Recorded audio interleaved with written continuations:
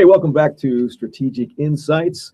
Good to be with you again as we look at another issue that the Lord's really been putting his finger on that we need to deal with. I mean, the Lord, I'm just amazed how the Lord just never stops revealing stuff, right? Let's say hi to Scott, who's over on the other side. Hi, Scott. Hey, Russ. Hey, folks. He's all by himself, but he's not alone. So yeah, we're glad to be back tonight. We're going to be talking about what God is doing in the arena of young people. I'm not sure we're really going to break it down into age groups, but basically anybody younger than us. Kidding. Well, that's almost everybody. At this point, it's almost, you see these white hairs? Come on. I'm getting so old that when I bend down to tie my shoe, I try to think of other things I got to do while I'm already down there. Down there, of course. All right. I don't have my sound effects. So, Scott, just segue us out of this before we get any further. Okay. And let's read this dream that was sent in that we'll use to kind of jump off from. All right, here we go. It was a huge college party. Kids were lining up, making an arch out of clasping their hands together. People then danced under the archway while everyone chanted and sang. My uncle and aunt, who are anointed ministers, were the first to recognize it was a demonic ritual, although it meant no such thing to the kids participating. We all sat in the back at the end of the line and observed and thought about what to do. One of my friends from school ran through the archway singing and dancing. He was wearing a necklace, an analog clock made out of steel. It was on fire. My aunt took it off him and blew out the fire. It was some kind of demonic relic. She blew out the flames and set it on a table while he continued to dance through the archway. It went aflame again. I picked it up and blew it out. My aunt said, I had no idea it was still on fire. I told her it was under a curse. The flames weren't so easy to put out. My other friend was there. He was telling me to dance through the archway. I declined.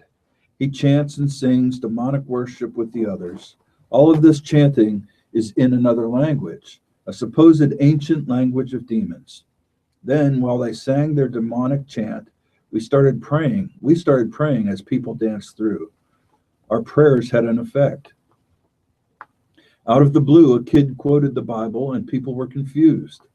One kid was lying on the ground on his stomach. The kid who was quoting the Bible prays for him and says to just let the darkness fade. The right eye of the boy on the ground lights up. He is talking about his obsession or oppressions and personal struggles. Then, as his eye illuminates, he begins to talk about the light he sees. I told him, your eye is glowing. He is directed by the guy praying over him to just let it all go. The boy on the ground begins talking as if in perfect peace, as if he is entranced by a beautiful stillness. His surroundings become irrelevant to him as he stares into whatever he is seeing in the light in his eye. The guy who is praying over him quotes another Bible verse. Then he says, just imagine yourself in the presence of Almighty God right now. And bodies begin to fall. I look around and there are thousands of kids at this, quote, party. They were all there to participate in sin and demonic ritual, although they didn't realize it to be any such thing. As I scan the landscape, thousands of kids are being overcome. The glory is falling, and these many thousands are no longer simply imagining themselves in the presence of Almighty God. At the site of the party is an enormous log cabin. Kids are falling down a staircase in the back porch of this cabin. Like dominoes, the masses fall over in the presence of God. Kids are falling into water that has suddenly rushed in. The water is on fire. Kids are falling into flames, and what few people are left standing are trying to push their glory-stricken friends out of the flames so they don't get burned. I hear my leader's voice. He says to the masses, don't worry about your brother. He will not be hurt. Don't worry about the fire or the water. They will not drown. They will not be burned.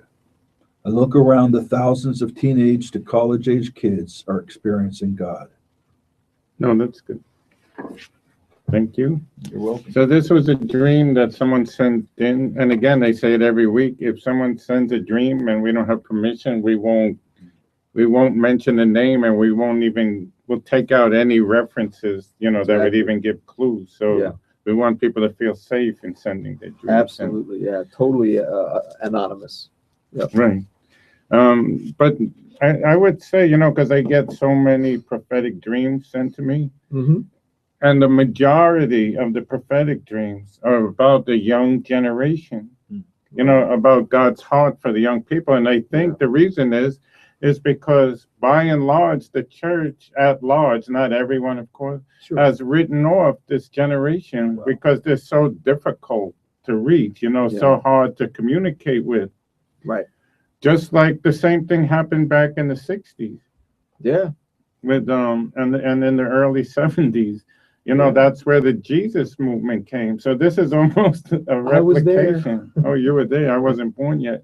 But That's just wrong.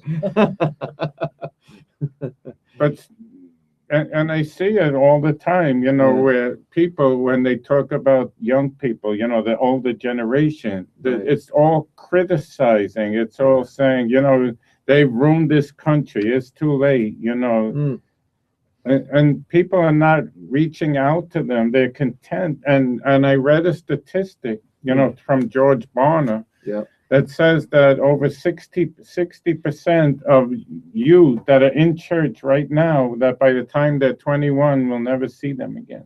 Yeah, it's true. Because they can't connect to whatever the way church is. Mm-hmm. They don't feel fulfilled in it. Right.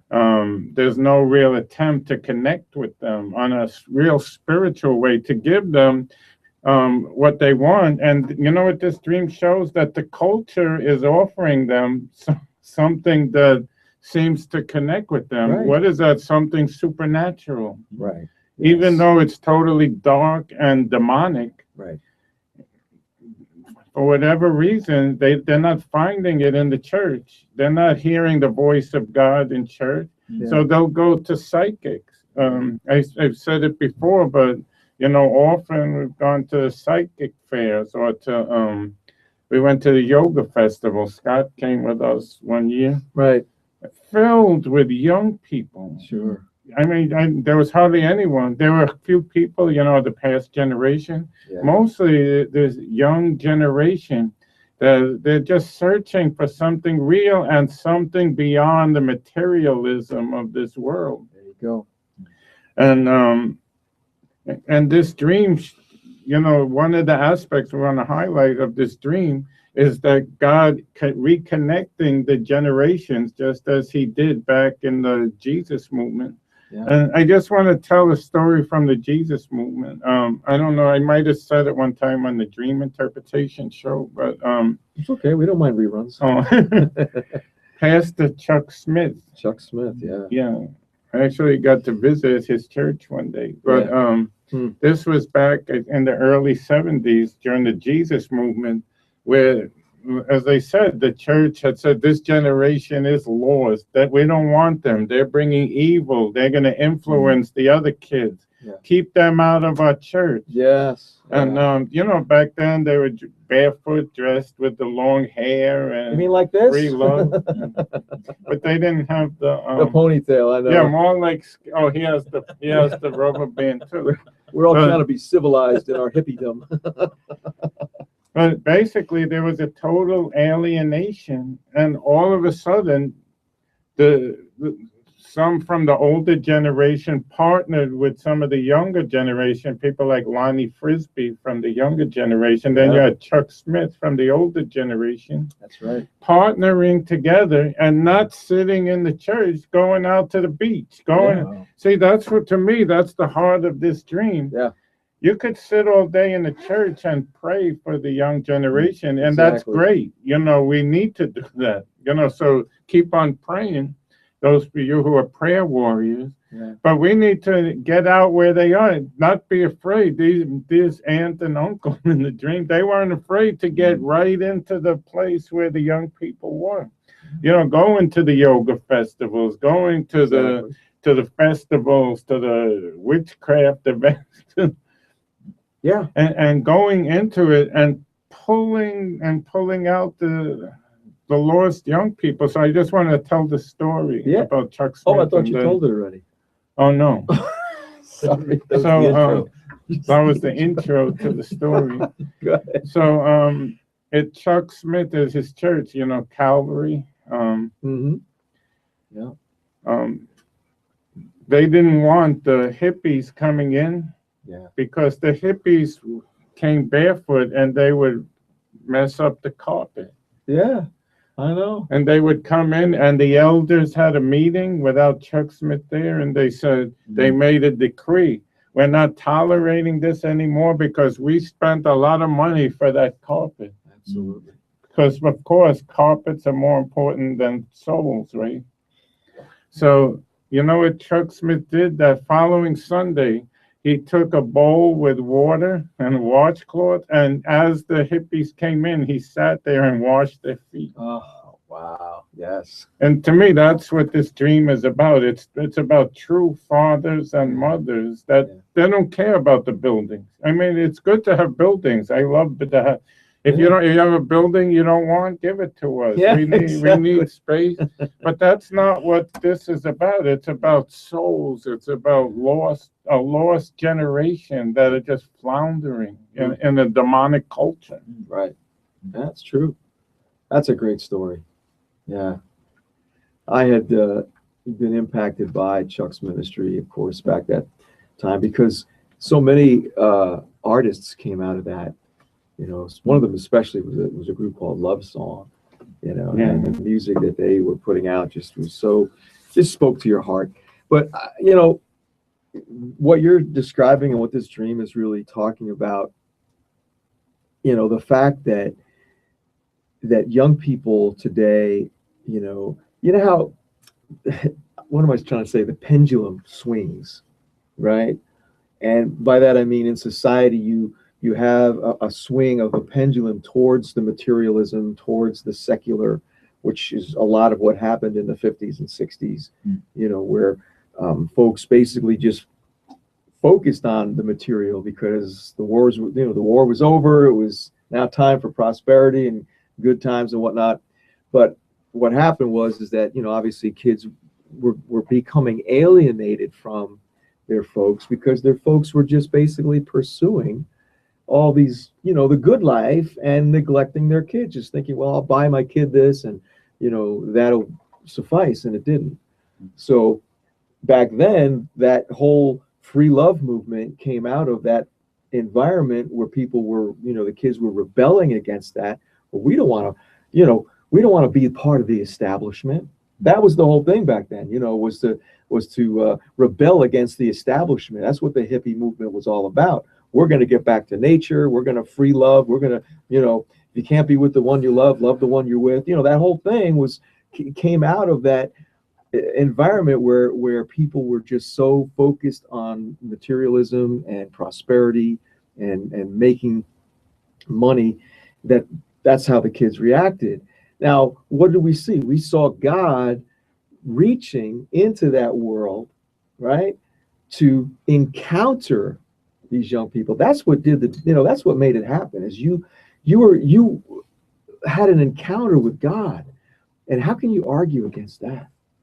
You know, when you get touched by God. And so what this dream is saying is that we're right back into that same environment today, where, you know, so much has happened, you know, in our society that kids are, like you said, they're looking for something real, right? Does that make sense, Scott? What do you think? Yeah, I never really thought of it that the same thing is repeating. History repeats. Attitude. Yeah. The materialism. And it was the same thing in the early 1900s, you know, with the Azusa Street revival. Oh yeah, you remember that? So Scott was telling me about some stories when he used to go there. Everyone watching, say hello to Amelia. Amelia's here. Yes, good to see you. Yeah. But so yeah, I just think that we're in a similar, situation, and honestly, because typical church environments, there's really not a whole lot going on spiritually. Kids go to church and they're bored out of their minds because they just don't want to go through the motions. They don't want to. There's no relevance to their everyday life to go to a church and stand up and sit down and sing this and say that and listen to some guy pontificate up front. That environment, it has no relevance to most young people. Yet in their hearts, there is this hunger for something spiritual. So they're trying to find some connection to the spirit realm. And there's a lot of options today. There's a lot of options. And we had options back then, back in the 60s and 70s. The Eastern meditation, transcendental meditation, all that was, becoming more and more prevalent. Was it John Lennon that really started to get deep into some of that Eastern stuff? So you had that George Harrison. He was Baha'i or something like that? I don't even know. But I know they went to Bangladesh. Yes, yeah. So you had that element in there, but I don't know that it was as strong as it is today. It just seems like today there's a lot more of the negative spirit activity that's happening, that's drawing, young people into it. You look at some of the goth, and heavy metal environments and the kinds of things that they get into. That's a dark world of dark spirituality. Yet it appeals to even people in more in the mainstream, like Lady Gaga, people like that. Yeah. There's always that pull. Yeah. So the culture keeps pulling, the hearts of these young people. Sure. See, I think the difference was back in the mainstream in the 60s, it wasn't really like that. It was more Frank Sinatra, Sammy Davis Jr., in the mainstream, and everyone else was more considered on the outskirts. Oh, yeah. Now the mainstream is pretty much, the whole culture. I mean, just turning on the TV today, you got to cover your eyes half the time. Right. Oh, sure. Which back then, it wasn't like that. Right. Yeah. Oh, we've definitely continued to spiral downward culturally into, more and more is simply accepted as normal. And so that definitely creates an environment where kids can, be more easily drawn into, those kind of negative stuff, of activities and beliefs and whatnot. But this dream is very encouraging, because like you were saying, in that environment where kids are simply doing things that everybody else does, right? And there's no conscious knowledge that what they're doing has any kind of dark element behind it, of course, because the enemy hides himself so well, and he's just making things appealing to the senses and to the flesh and everything else. So hey, yeah, let's party, let's get high, let's get drunk, let's free love and all and everything, on an even grander scale, than perhaps it was back in our day. And yet in the midst of that, what do we find? Where sin abounds, grace much more abounds. And that's the thing that is just so awesome, about God. And that's what I'm going ahead. I was going to say, he's not scared of that environment. He's not scared of the sin. He's not scared of what the kids are doing. He's able to just right there get in the midst of it and work through anybody else that's willing to partner with him to go in there. Right? A few years ago, I knew a powerful youth minister in New York City, and he started bringing in the young people, but they were coming in like with the gang clothes on and tattoos and their tongues pierced, and they were, but they were beginning to come, they were beginning to worship God, and the church had a meeting, And they said, we don't want this. They're creating an ungodly environment and atmosphere. And you know that they shut down the whole youth program. And all those kids went back out into the street.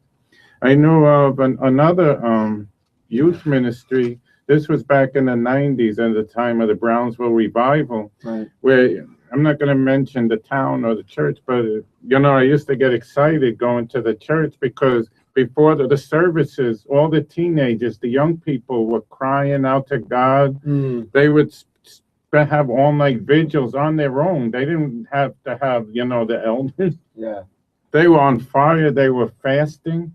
Wow. And the youth pastor was leading them, bringing real fire and passion. And then the parents started to say, well, these kids are out of balance. And they didn't like the change that they saw. Well, it's good to have some passion. Sort of like what they told the woman who poured all her perfume on Jesus's feet. Why all the waste? It's good. You take a little bit, you give. But you don't have to do all that. That's what people tell me all the time. You don't have to be that crazy. You don't have to go all out like that. God doesn't expect all that. And before you knew it, the youth pastor was gone, and all the kids were back sitting and playing games, and everybody was happy again. That's crazy. And it's just so heartbreaking. I saw another situation where unfortunately I got involved in it, but the kids, every week, they had banners, and they were standing and waving the banners, and they were worshiping. Wow. And again, the same thing. The pastor's wife, started to see it and said, this looks out of place. What if people come in and they get offended by it? It doesn't look right. Sure. We don't want that anymore. Tell those kids to stop waving the banners. The next week, I was never so heartbroken in my whole life when I saw those kids laying on the floor with coloring books and, Game Boys. And everybody was content now. That's something. I'm telling you. And that's why we're losing a generation. This generation is about passion and fire. Sure. And this dream shows that if you don't give them authentic fire, they're going to go out and look for false fire. Right. Absolutely. I mean, I had a similar experience to that years and years ago. I was helping at a youth group at a local church. It was a husband and wife, that were leading it. And we were taking the kids to these gospel rallies that were being held up in North Jersey. And it was just, a place where they were preaching the gospel, and, it was an exciting atmosphere, and the kids were really starting to respond. Well, when the parents started calling the pastor of the church saying, we're concerned, our kids are becoming religious fanatics. Wow. And so I show up one night for youth group, and the pastor meets me at the door, puts his arm around me, and marches me right out the church and says, we don't need your services any longer. Wow. So you got it firsthand. I had it firsthand. And I was pretty young in the Lord, right? So I crossed the street and I shook the dust off my You did a prophetic act. You and took I the walked dust away. off. Wow. Because I was young in God. I didn't, but yeah, so I mean, I know what that's like to be, in that situation where your heart is just burdened for them to experience something real in God. And so I think the challenge that the Lord is laying out there tonight for anybody that's watching this live or watches the recording, hear what God is saying. Will you be someone who's willing to go into these places where these young people are? Do you know young people? Do you have access into some of the places where they go and things that they do? What's God saying to you about reaching out into wherever they are? We're famous, unfortunately, in the church for expecting people to come to us, right? We've turned Jesus' command from go to come, and that's backwards. There's a lot of folks who, if they would stop and really consider this for a moment, they would find in their hearts this fire beginning to stir up for young people, you know, that there's something going on in you that if you think about this and consider what God is doing and what's possible in terms of reaching young people, you're not going to be able to walk away from that. And so the question, you know, I think one of the questions that we're dealing with tonight is what's God called you to do to actually begin to build relationship with young people? Because without that, nothing's going to happen. I'd be interested to hear what Amelia has to say, because I always see her with young people all around her. Are you a young person magnet? Yes, I am. Awesome. I really, really am. What are you doing, or what's in your heart, or what gives you the drive, the passion, and how do you connect with them, you know, in a real way? I connect with them on their level. I don't judge them. I don't criticize them. That's I look huge. them in the eye when they're speaking. I give them the time, even if it's driving me insane because they repeated themselves 10 times. But I give them that attention, and they lack, the 99% lack the attention at home from their mothers or their fathers. Right. So once you give them just that 5-minute attention, automatically they come back to you. Yeah. And then they start opening up, and they actually tell me their struggles, and their struggles are and then what I start doing, I said, okay, fine, let's pray. Let's pray about it. And right now I can say that I have about 5 young kids that they call me, they want to be with me, they want to hang out, let's go out to eat. And one by one, I give them time. Last night I sat in my car for an hour with a young 17-year-old girl that just poured out her heart to me of everything that she was going on. So I just give them the attention, and after that, now I know where they're at, their struggle, and I can pray. But I don't bash them. I don't criticize them. I don't tell them. If they are out of order, I try to do it with love to put them in order.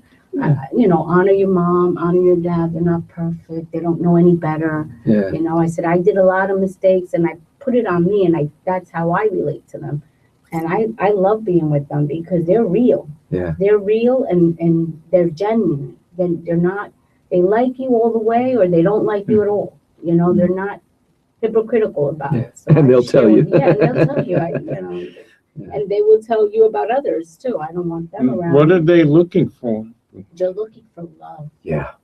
They're looking for love and attention, and meet them where they're at. Right. They don't need for you to fix them either. They're not looking for the fixing, even though they are, but they're not going to admit it. Yeah. But they just looking for love and attention and someone to be with that they feel safe with. Wow. That you don't repeat their stuff. You know, that's so important. They're very, you don't mention names. You know, when you talk about, you don't mention names. You relate to them, and you don't mention names, and you keep their stuff confidential. They want to trust you. Right. They're looking for someone to trust, and there's not many. Among their own age, they don't trust at all. Wow. So if they find that connection in you, you have a child, a spiritual kid for life. I call them my babies, my kids. Yeah. What are they looking for spiritually? They're looking for matureness. They're looking for a real person that loves the Lord, and they're not fake about it, and they're not extremely out there, that they can kind of relate to you. They what do you think about this? What do you think about that spirit? That's they ask you all these questions, and do you think that'll happen again? And I'm like, yeah, everything in the Bible could happen again. We just have to know that it can happen. Why do you think, because since you relate so much to them in that way, why do you think they leave the churches in droves? I gave a statistic before that over 60% of the youth that are in our churches now, by the time they're 21, will never come back again. Because they see that it's not genuine.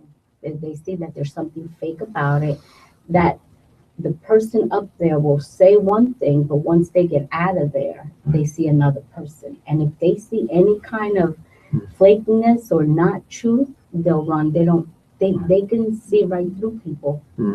Their discernment is very, very, like before they had discernment, but I think the kids now already come with many gifts. And I believe they see an adult and they can discern if that adult is real or not. Right. And they don't, and most adults now, we judge them. We basically sit still dress right. Yeah. You don't, what's that earring? Take off the earring. What are you doing? Why do you have colored hair? So that's where we're lacking. We have to just take them as they come. Right. And don't even mention how they're dressed. Don't even mention what they're wearing. Just let them be.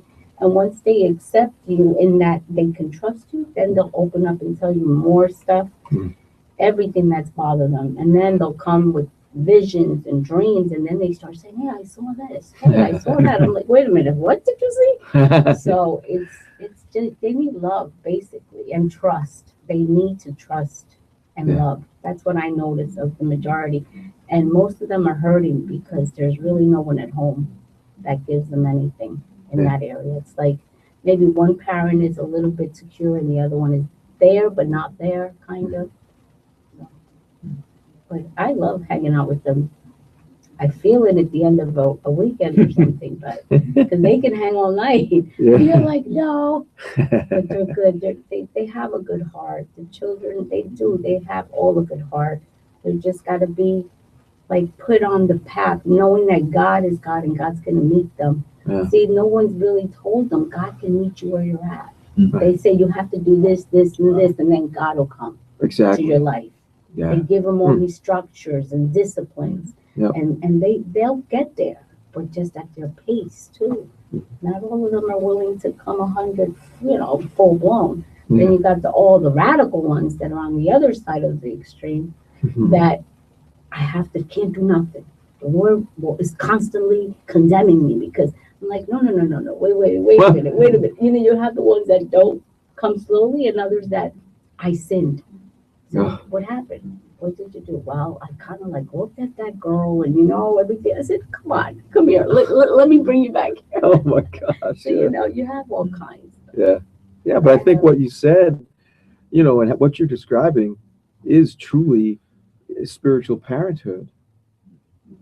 And that's what is lacking, not having that connection, like you say, that's, that there's no judgment, there's no unsolicited advice.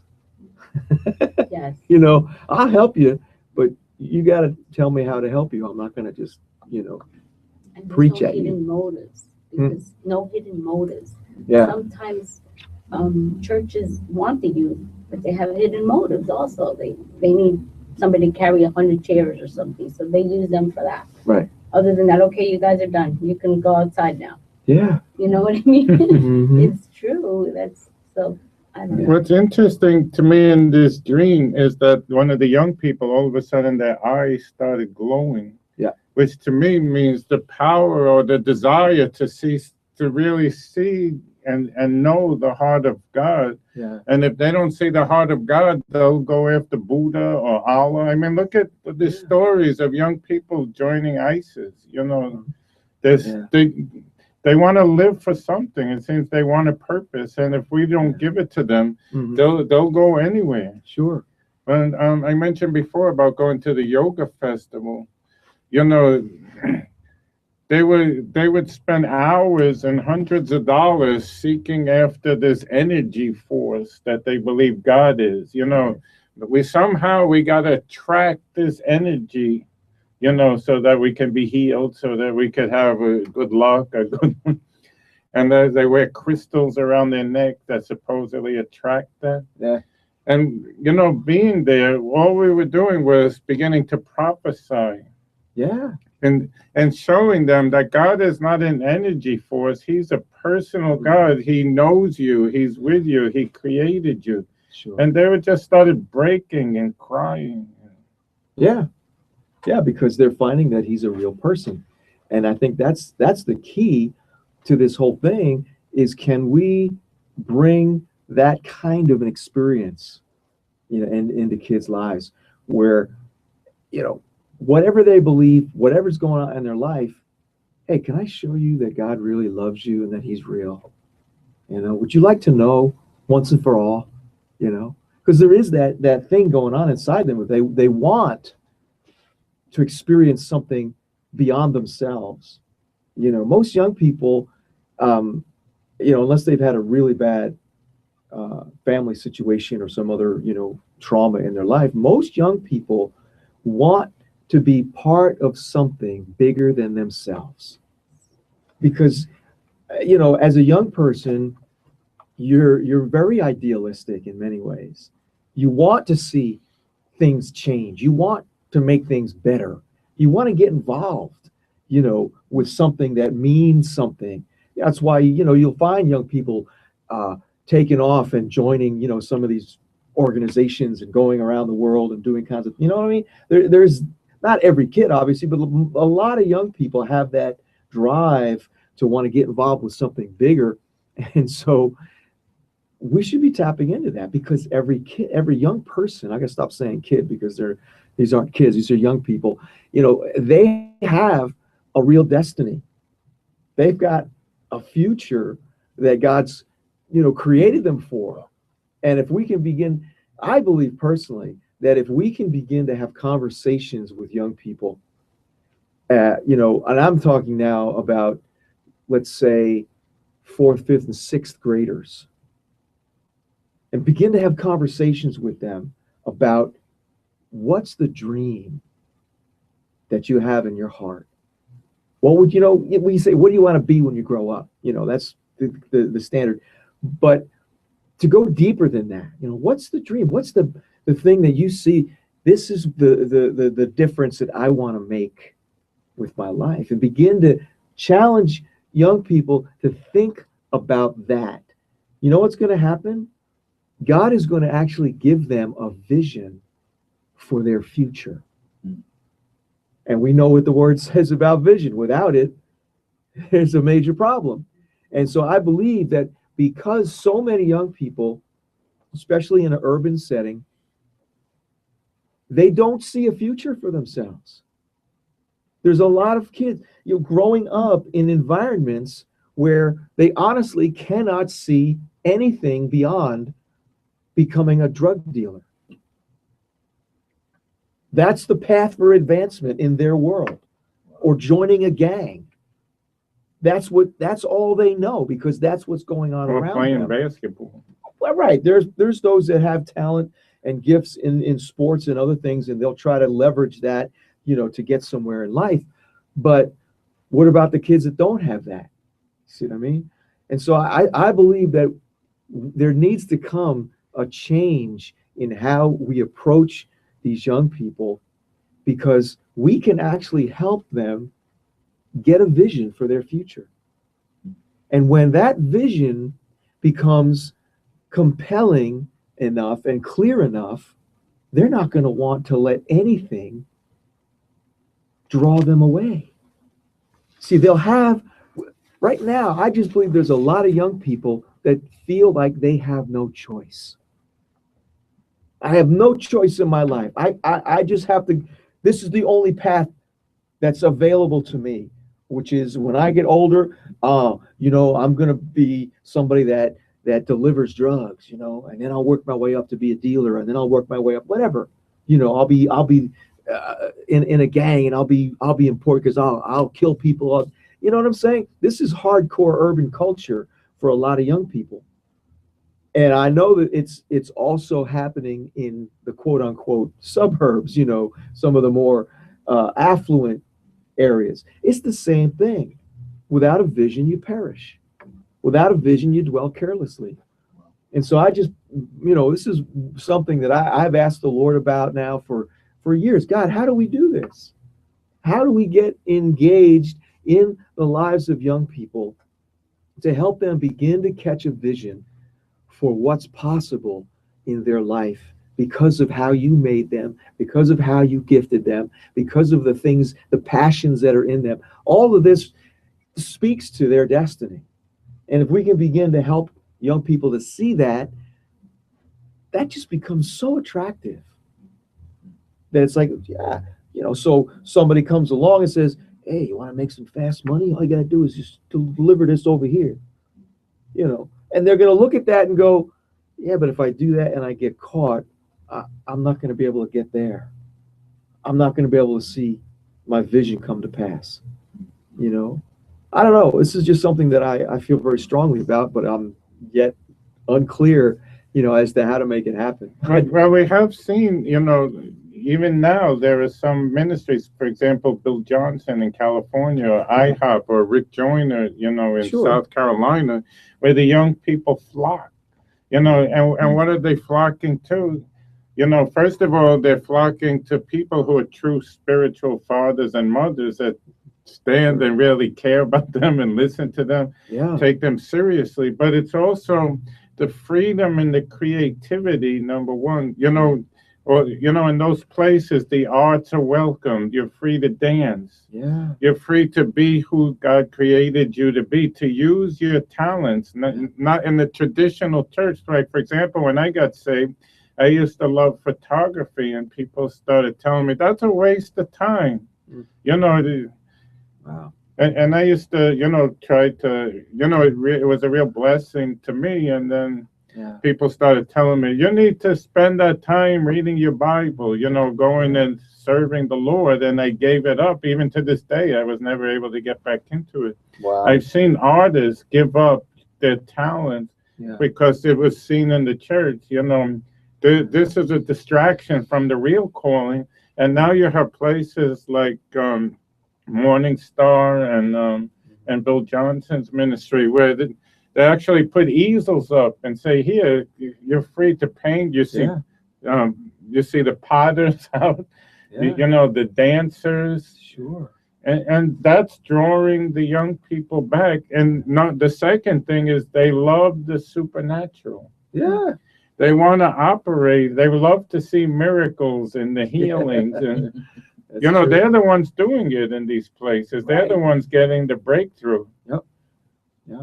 So, to me, though, we're actually beginning to see models of it happening. Yeah. Right. And I think that's awesome, that's what we want to aim for, is giving the kids, and young people a real encounter with God, spiritual experience, supernatural, all of that. Because once you get touched by that, man, you're spoiled. There is nothing that can compare from getting seriously whacked by Holy Ghost. And you're just like, that's a high like none other. Not that we're seeking after highs, but God, he knows how to make himself real, to manifest himself in such a way that nothing can compete with that. And that's really what they're looking for, right? Because there's a hunger inside them. They don't know what it is. And like you said, they're lots of them are looking like for spiritual reality. Absolutely. But really what they're looking for is the Lord. It's something only the Lord can fulfill. Yeah. Right. Listen, I used to do a lot of youth ministry. Okay. For years and years, I was involved in working with kids. And I worked at a Christian school for over 10 years. Oh, really? Yeah, I did the chapel services. I taught Bible. I did, some other classes in this school. And it was a constant burden on my heart to see when we would do our chapel services that the kids would just be kind of like, and just there was nothing happening spiritually, and it drove me nuts. And I'm like, God, what am I supposed to do? How do I make this happen? And basically what the Lord told me was, you've got to begin to release my spirit in their midst so that they actually have an encounter with me. So I brought in some folks and we began to do that. And it changed the lives of a whole bunch of kids. I still have young people today who will, reach out to me occasionally and say, I just want to thank you for letting me experience God, because that changed my life. Wow. And that's really what it is. And in my experiences of youth ministry, as you were mentioning earlier, the focus so many times has been on entertainment. We need to entertain these kids. We need to somehow keep their attention by having, all these different things, games and lights and cameras and action and you name it, And what is really happening in that environment? We were trying to compete with the world. Wow. And I'm sorry, most churches do not have the budget to compete with the world. How are you going to compete, with special effects, and Great Adventure and, you know, and movies and whatever, all these, you can't. You just don't have the budget for that. You think they always rent those smoke machines, right? Yeah. Remember the smoke machines? Oh my gosh, yeah, we had the smoke machines. We tried to do the laser lights and all this kind of thing, you know, and it's fun on some level. Mm-hmm. But my gosh, after all is said and done, there's no change. Nothing happened spiritually. You know, they came and they clapped and danced and had a good time, but until the presence of God is in the midst, right? He's the only one that can bring that transformation. So I just want to encourage folks that that's what they're looking for. Bring them into an encounter with God.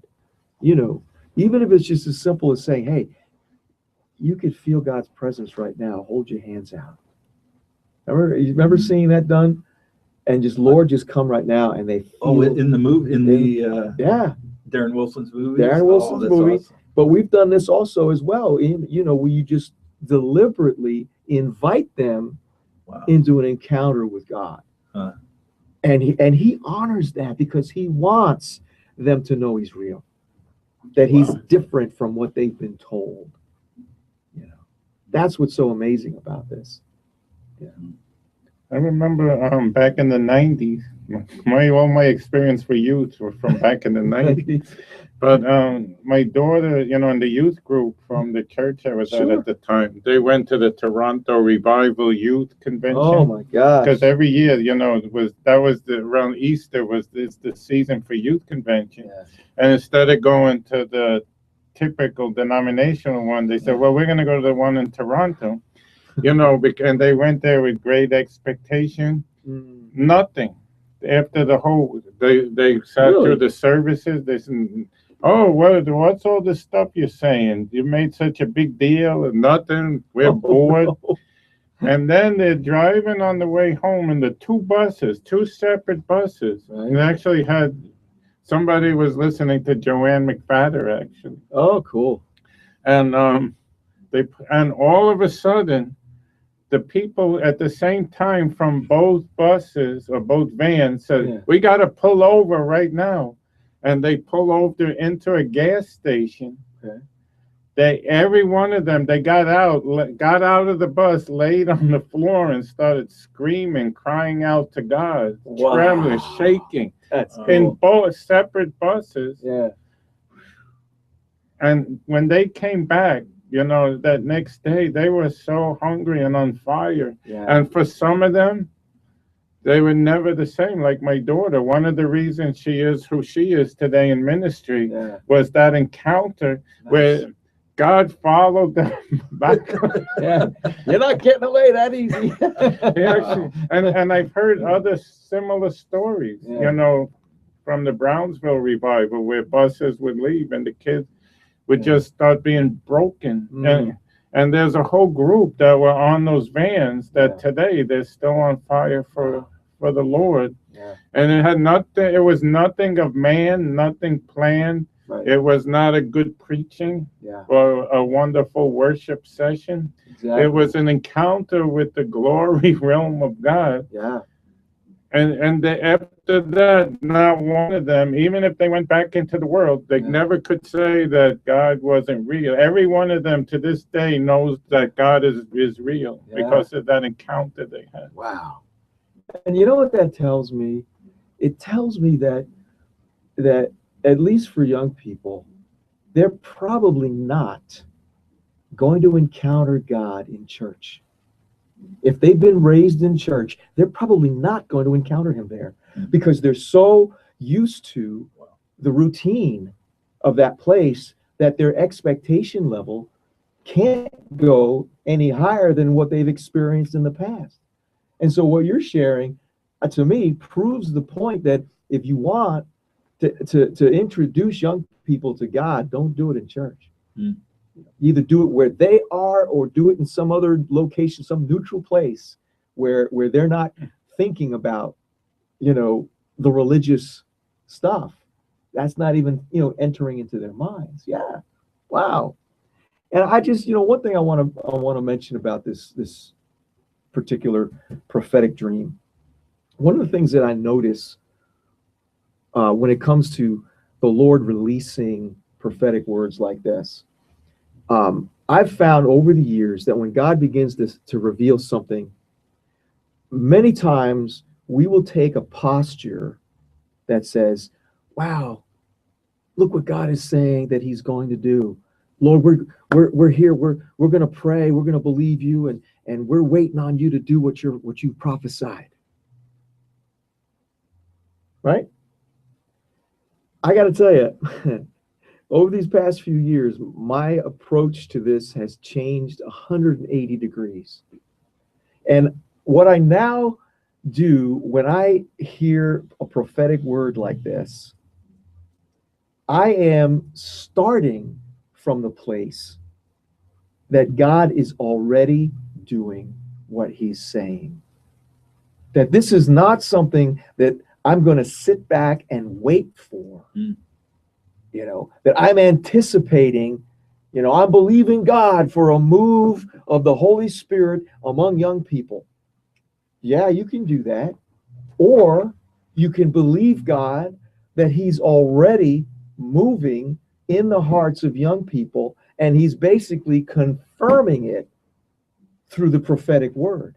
That this is not, you know, I don't know. Lord, correct me if I'm wrong here, but I just feel like so many of the prophetic words that we, you know, hear and look to are not words about what God is going to do, but they're words about what he is already doing. Which means I no longer have the option of putting off to the future what God says he wants to have happen. See, because isn't that what we do? We say, oh, God, we thank you. We believe this word. It's going to come to pass. And we take no further responsibility for that. Well, you know, we're believing God. We're praying. We're waiting on the Lord for this revival to come. Well, what if he's saying, go out and begin to build relationships with young people and start a revival? Wow. Why not be a fire starter yourself? If God's given you access to people, like Amelia, you're working with young people, and you're able to influence them and allow them to experience a measure of God that they probably wouldn't if they didn't know you. Am I right? Yeah. So, you know, you're acting as a fire starter in their lives to help them be, you know, to enter into this exciting life with the Lord. I'm just trying to say, let's not take this passive posture of saying, okay, God, thank you for saying that. We're going to wait on you now for this to happen. No, I honestly believe that these kinds of prophecies are rather a call to action for us. That if we have any relationship with young people, connection with young people, access to young people, it's time to begin believing that the Lord wants to do through us what he's talking about in this dream. That if we're willing to go into places like this, you know, I mean, I realize, you know, just imagine me going into a club with, you know, 20 years old. I would stick out like a, who's that old man? You know what I mean? It's like, that's not going to work, you know. So I know I got some limitations now because of my age, but I can certainly connect with, you know, any young person that wants to connect with me. But I don't think that for someone like me, I have really much cred in an evangelistic sense of just going into these. But there's a lot of folks that do. Okay. Years ago, I would do that. I mean, I would go with some of my friends. We would go to nightclubs. We would, you know, and stuff like that, you know, because I was good friends with a rapper, and sometimes he'd get invitations to perform in some of these places. And so we'd go, and, you know, we would just look for opportunities. Sometimes there were none. Other times there were, you know. So you do what you can, but it's just this idea of let's start. Let's start. I don't know.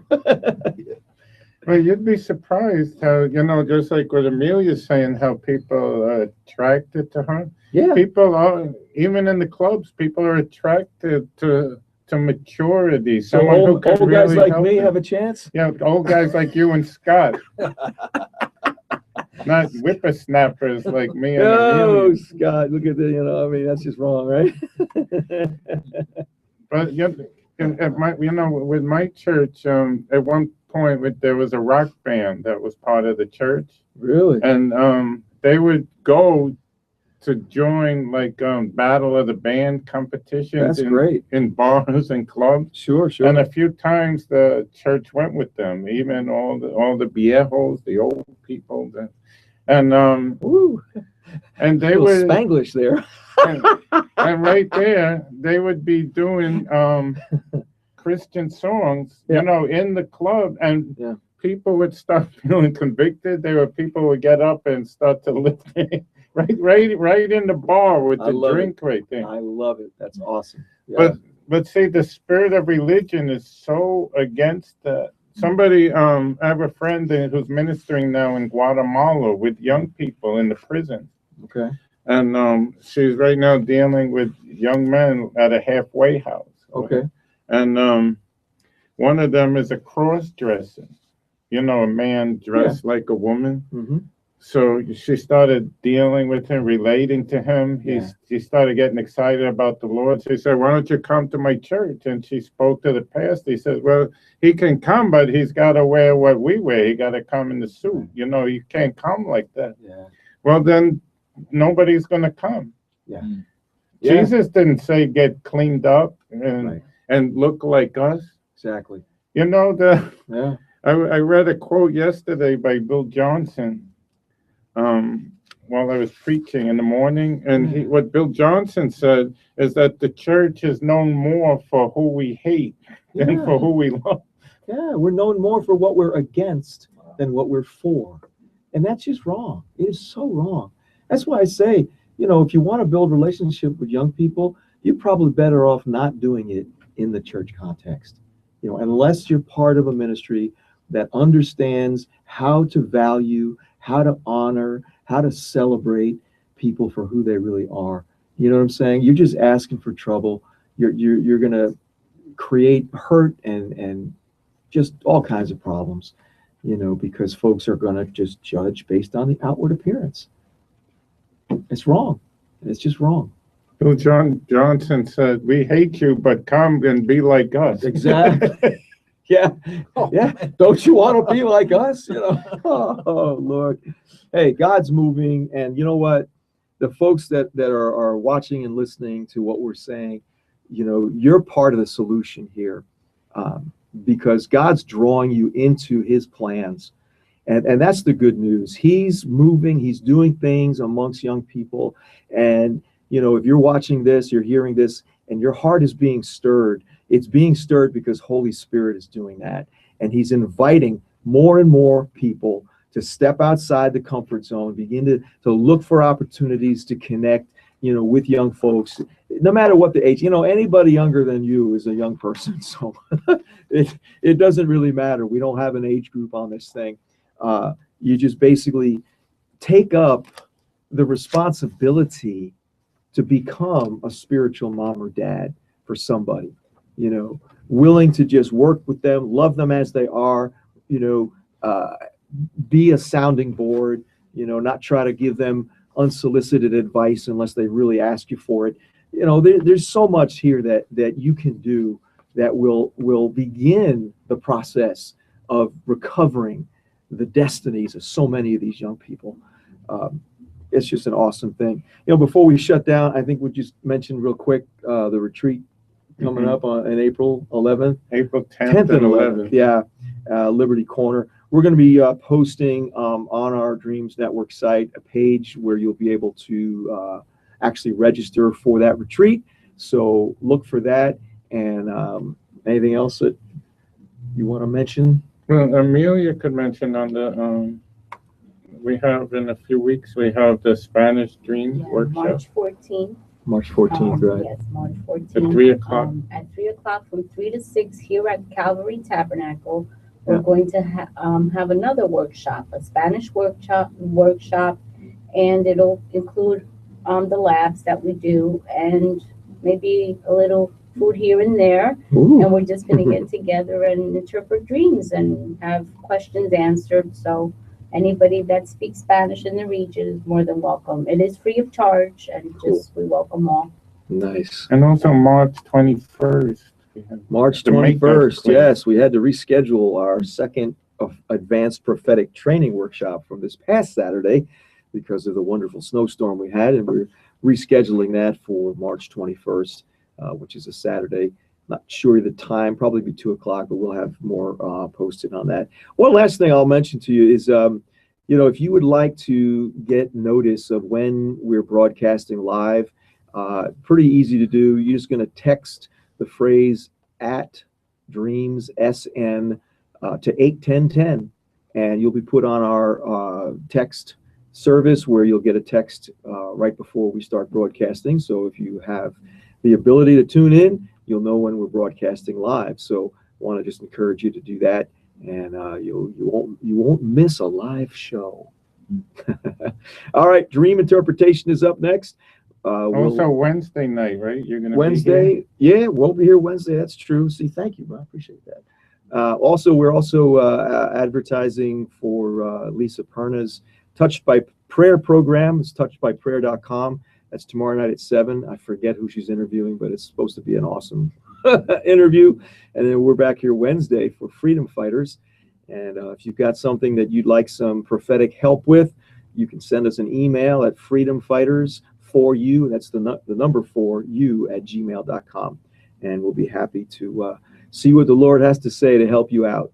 So until next time, we'll switch over to the dream interpretation program, which is just below this one. And if I look like I don't have a lot of hair, it's just the camera. Russ doesn't have the camera pointed right. That's why it looks like I don't have a lot of hair. Oh, okay. Well, thanks, Russ. We'll try to rectify that. Not. All right. Bless you. We'll see you next time.